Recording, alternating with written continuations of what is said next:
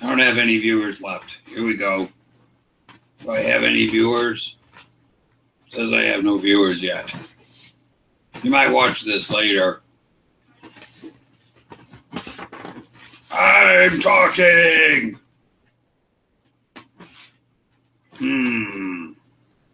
Still waiting for some viewers. Any viewers? Hi, kids. All right, I'm going to walk you through a synthesis overview. Goes a little bit like this. Let's see. First, I'm going to show you my screen.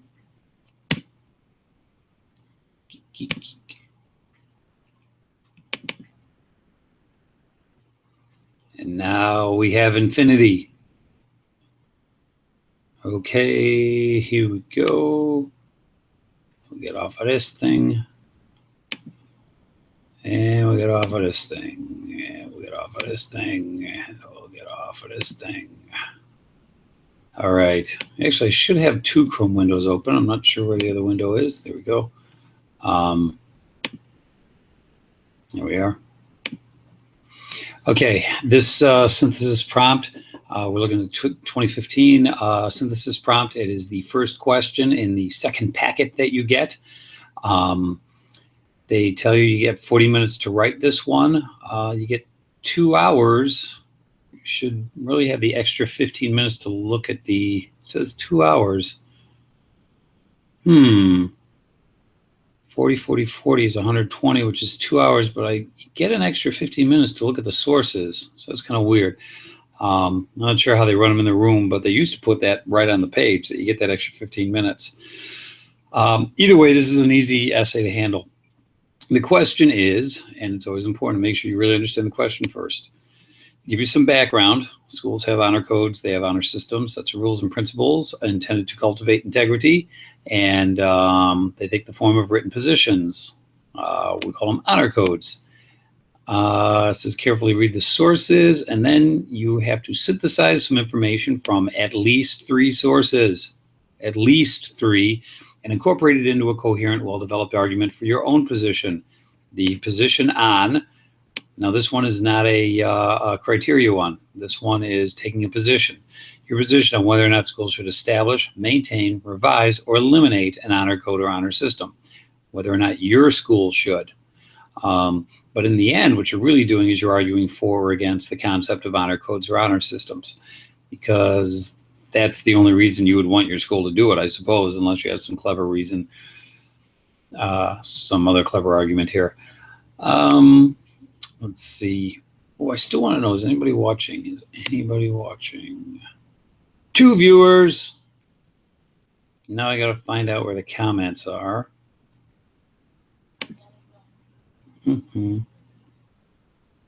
Comment page. So I remember looking at the comment page yesterday. Oh, here we go. Let's see if you are here. Ooh, I'm watching. Nobody else is watching though. Oh wait, is this it? Nope, that's not from yesterday.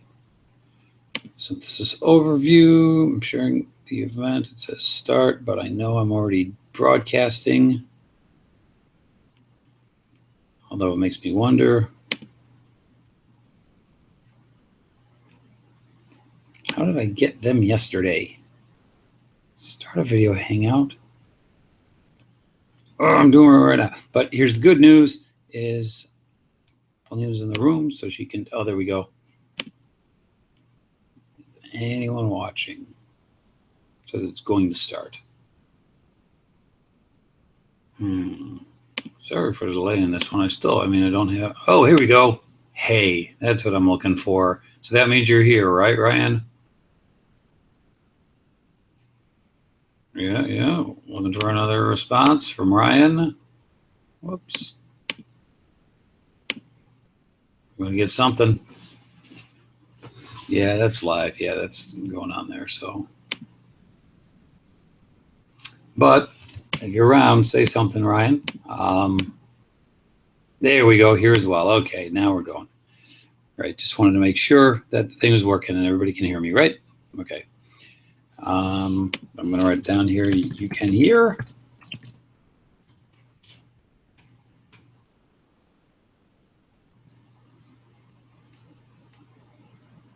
Yes, but I have to keep exiting the video to type, sucker. Okay. All right, I'm going to come back to this on occasion, but for the most part, I'm going to be over here. So, okay, we have the first thing, which is the cartoon. I always say you have to use if there are graphs and there's data. We have some in source E here, and we have a cartoon right here. If you use this, what you're doing is you're saying, I know how to interpret a visual, a political cartoon. And as you can see here, this recent research has shown that a spy cam can greatly improve the honor code. And the irony of that is that if it's a spy cam, if you're actually being watched, then you have no need for an honor code. That's the irony there. And it seems to imply that honor codes don't really work because, or at least that people in positions of authority would prefer perhaps to use spy cams or perhaps to monitor people as opposed to actually having honor codes. But either way, it's pretty weak validation of that idea. So this is our first written source from parentsassociation.com, one senator's view. This is written by Alyssa Vangeli, who was an actual student, and she has all these arguments that are here, and some of the ones that I wanted to bring to your attention are just the way it's basically put together. It first came into consideration here, and a lot of people were quick to criticize it. Here's the problems that they had with it. They were expected to confront a fellow student if they lied, cheat, or stole. And if they failed to do that, they would be in a position of probation. Students didn't like this. After a lot of discussion in Senate meetings, they were going to eliminate any disciplinary action, although they still expected you to do it. And I saw the revision as a huge step in gaining student approval. Another part that received criticism was the requirement that they write a Pledge of Honor on every work. That was really difficult, so they eventually just had them do it once every term. And that helped gain student approval for it. So now what we're getting is a pretty good idea of how students look at the different rules and requirements that make up an honor code. Finally, they, let's see, they brought it to people. They tried to get some approval. Now, from this, what we're finding out is that people generally don't like these honor codes, and at least they don't seem to like the implementation that requires that they do a lot of work or that they narc on one another. So in this case, it seems clear to us that we're talking, they're dealing with those opposing arguments in practical terms. Then when they voted their conscience, and they felt it would benefit everyone in the school. When I'm looking at something like this, I think about some things that I might want to use later on, such as benefit every member of the school, such as the problems that people had, the turning point where it got better, that people had a problem with the Pledge of Honor, that, so I find those things that I think that I might want to use. What I also like to do at this point is see if I can start showing how they relate to one another. Because what I have to do is I really want to synthesize, meaning that I play the sources off of one another, I compare and contrast, I take one and I build from that one.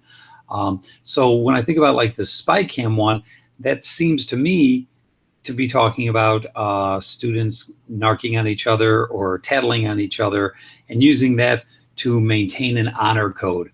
It does seem antithetical, and I can use this to build into this, or I can talk about this and talk about this as a hilarious example of that concept. There's somebody here. Yes. And back to this. I'm going to take a look at C now. I don't even have to read anything before I notice this. Success of an honor code depends on the expectations students have of their peers' behavior, which means that honor codes must invest considerable resource in programs that influence how it's perceived. Oh, there it is. There's that perception issue up here as well. That when students began to think of it as something other than a new set of rules, they began to like it. It became about an environment in which they wish to live. Here we're going to find out here sometimes they don't work very well. It depends on a culture of academic integrity. So when it works, that means that culture creates the honor code. So it's not just about spying on people, it's about people buying into it. Okay, and I'm really starting to understand this a little bit. They're also talking about a feedback loop here, which is an expression I might want to use, so I might circle that one, which is that when the student enters with mostly cheater types, the costs are kind of low, and that encourages people to cheat. But if the benefits of cheating are high, encouraging even honest types to cheat, that's a feedback loop that goes in a bad direction. This is the feedback loop that goes in a good direction.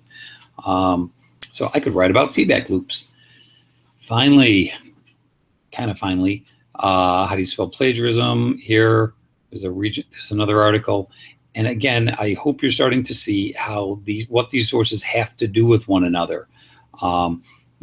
These are talking about creating a culture of success for an honor code. And up here, we are talking about the ways that students will reject it. So again, I can think of ways that I could write about where I say, students often will reject it if they don't like this honor code, if they don't buy into that honor code.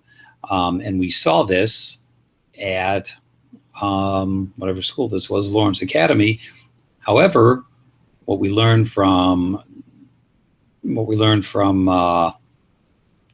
McCabe in an article by Dimer and Cartwright, it turns out that a culture has to be bought into, and sometimes that culture is dependent on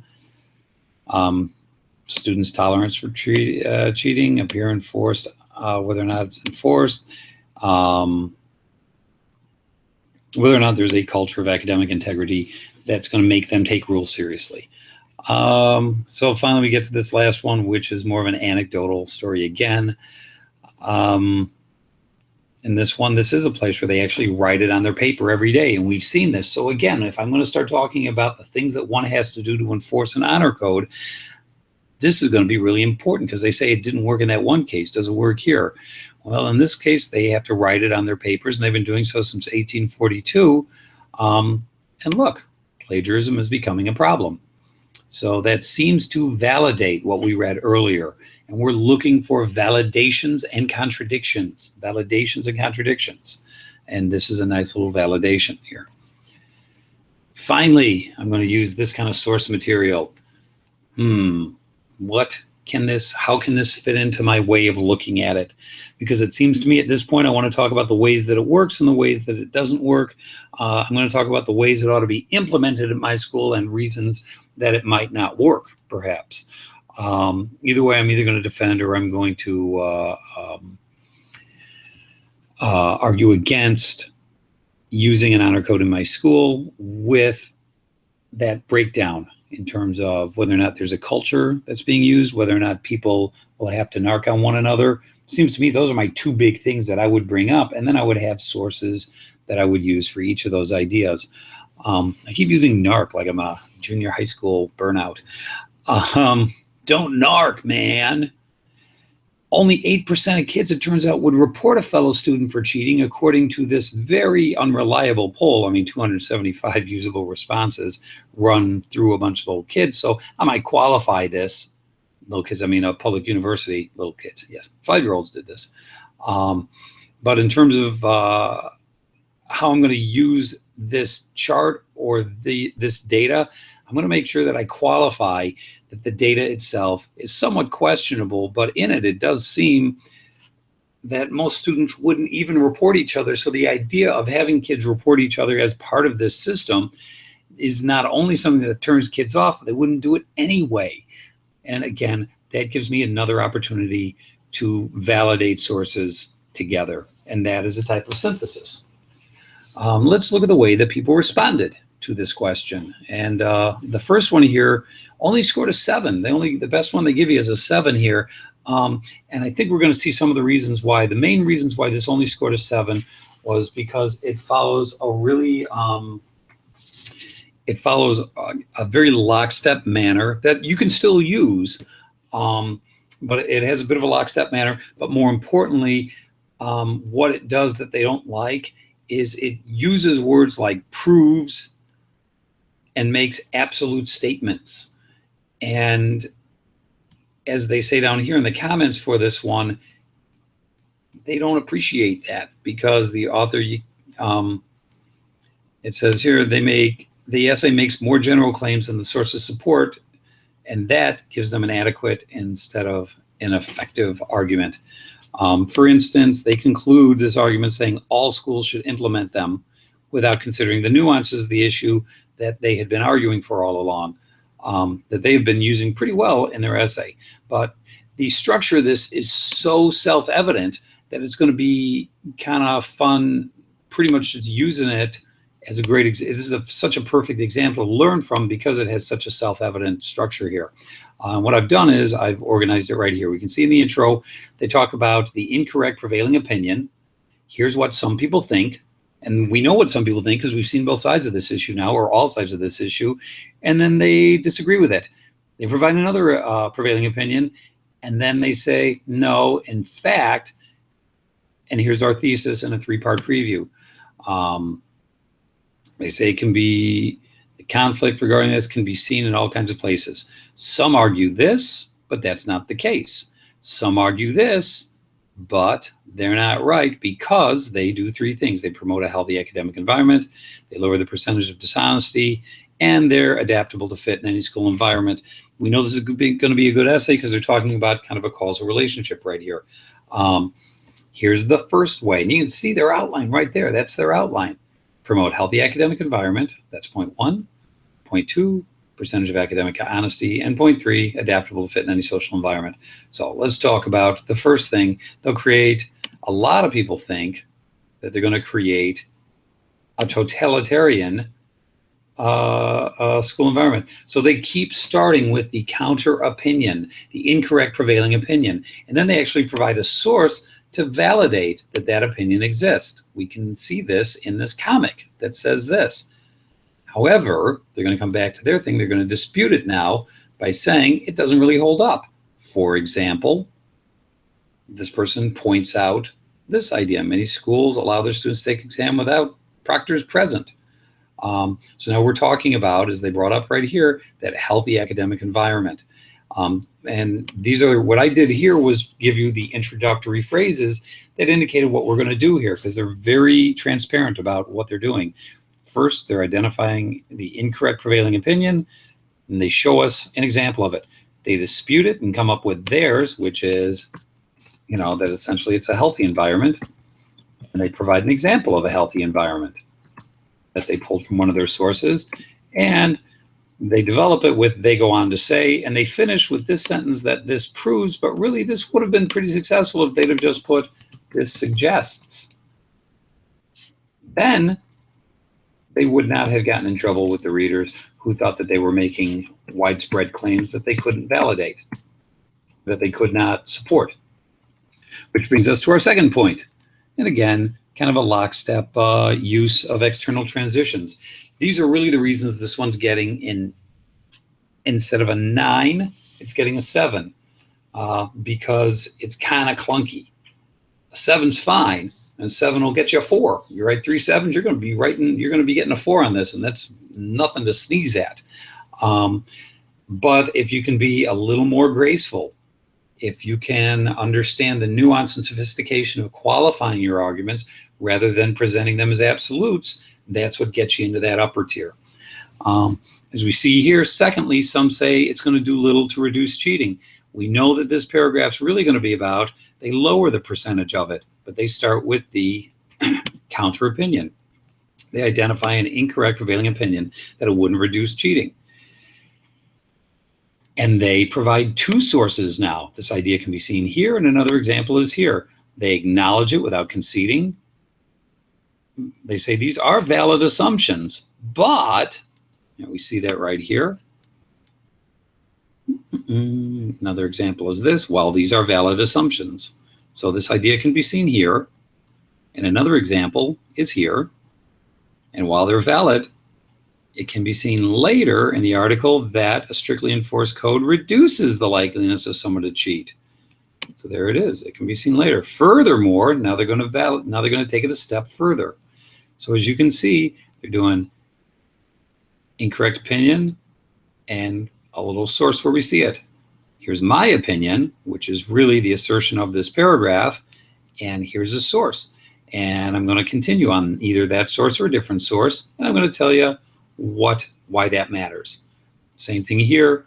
Here's the incorrect prevailing opinion. Here's why they think that. I'm going to acknowledge but not concede it because of what we can see in this source and this source. And due to these factors, we have to conclude this. What is it we conclude? That it will, in fact, reduce cheating.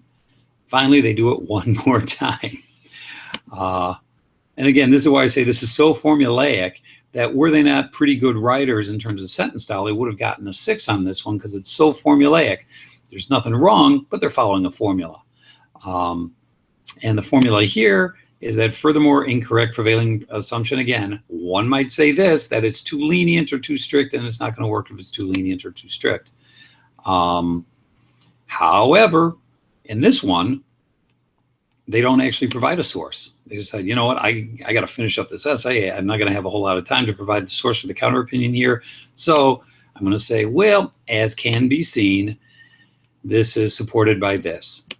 And for example, and then this is further supported. So now there's my second example. These two examples show that it's flexible and it can be effective. Again, the statements they're making at the ends of their paragraphs are really the main thing keeping, besides the formulaic paragraphs and the clunky transitions. The other thing that's hurting them is they're using conclusions that are not qualified statements, they're absolute statements. They don't really show that. They suggest that if flexible, it can be effective in different environments. I hope you see the difference between the qualified way that I put that and the non-qualified absolute statement, that it shows that it's flexible, that honor code is flexible and can be effective. That's it. You know, can be is as close as they get to a qualifier in this. And then we have the formulaic in conclusion, and they retread all of their points here. As you can see, though, you can fill in the blanks and still get yourself a 7 on this one. And that's one of the nice things about this here essay. It really requires that you understand the nuances of an argument. And if you can fix those other 3 issues, you can do a real good job with this one. Here's the crummier version. This is a 4. And the complaints they had with this one, I'm not even going to walk you through this mess. The complaints they had with this one were that they used only 2 sources. That's pretty insufficient. And they didn't even get to their first source by the end of the first page. And they drew on the sources inaccurately. So this person was able to write pretty well. In fact, they wrote pretty damn well. I mean, this person had the ability to write a 7 essay with the style of writing that they were writing. Unfortunately, they did not explain or support their argument. And there was a weak link between its arguments and its sources, and the arguments themselves were inadequate, were unconvincing, and it used inadequate explanations. If you want to read this one, it is on that list of stuff that I gave you, I believe. But here you go. I'll take a second if you want to pause it, and then I'll fast forward to this part so you can read that. Whoop, that's page 2. Oh, that's the super crummy one. Here you go. This one's a little less crummy. If I can make it a little smaller, no. Well, here you go. It's this, and then it's this, and finally it's this and this. Hopefully you use the pause button to read this questionable essay here. I hope these helped you. I hope that if you have any questions, you will let me know. I'll be checking my email plenty tonight. And I hope that you get some rest tonight and relax. Think about exactly what you're going to do. Simplify things as much as you possibly can in your mind. And that's really what this is about. And if this is too complex, make a copy of it and simplify it for yourself so that you can kind of remember your little checklists on your own. Because even this is a little disorganized, I think, and a little too clunky.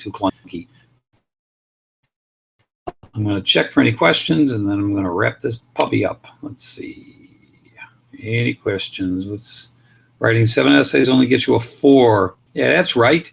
And 8s and 9s will get you 3 7 essays. Yeah, that'll get you a 4. Right. Yeah, that's out of 5. You're right. Not out of 9. Damien's question.